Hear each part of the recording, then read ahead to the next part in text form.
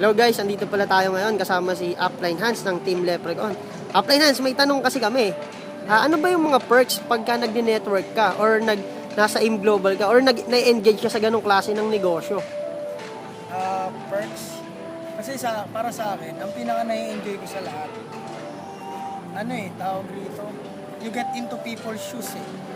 Yung tipong kahit simpleng tao ka lang, nagiging extraordinaryo ka na. Bakit? Kasi, pagpalagay nating may makakausap kang doktor, diba? Kasi nga, socializing to eh.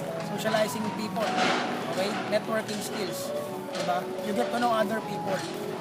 Okay? Kung sakaling meron kang nakausap na nagbabarko, parang nakuha mo na rin yung experience niya. Kasi syempre, i-share niya yun sa'yo. Diba? Kung sakaling may makausap ka na celebrity, gaya ko, hindi, joke. Kung sakaling may makausap ka na housewife, kung sakaling may makausap ka na abogado, diba? Lumalawak yung mindset mo. Kumbaga, nagkakaroon ka ng bird's eye view sa perception ng buhay. Palalim na ng palalim, diba? Pero as time goes by, kapag talagang inaral mo yung pag-network, hindi lang siya tungkol sa kitaan. Hindi lang siya tungkol sa bilog-bilog, hindi lang siya tungkol doon. Mas malalim pa. Ang pinakamaganda rito, building foundation eh. Ginagawa niya yung foundation mo as a self. Okay? Kung paano mo ma-own yung sarili mo. Kasi karamihan ng tao hindi nalalaman yun. Huwag na tayo lumayo kahit sabihin natin. Pero hindi naman ako against sa employment system. Okay? Wala naman akong pinapatamaan. Ang sa akin lang, hindi naman masama magdagdag. Magdagdag ka lang ng source ng income, wala naman masama, di ba? Karamihan pa nga ngayon ng mga sumusubok, pabata ng pabata. Bakit?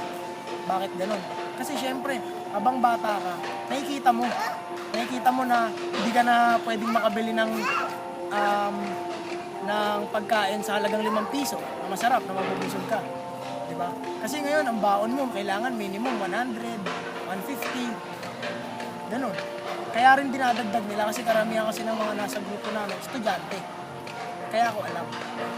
Okay, para naman sa mga empleyado, para naman sa mga meron ng sariling trabaho, stable jobs, na gustong magdagdag, mas okay.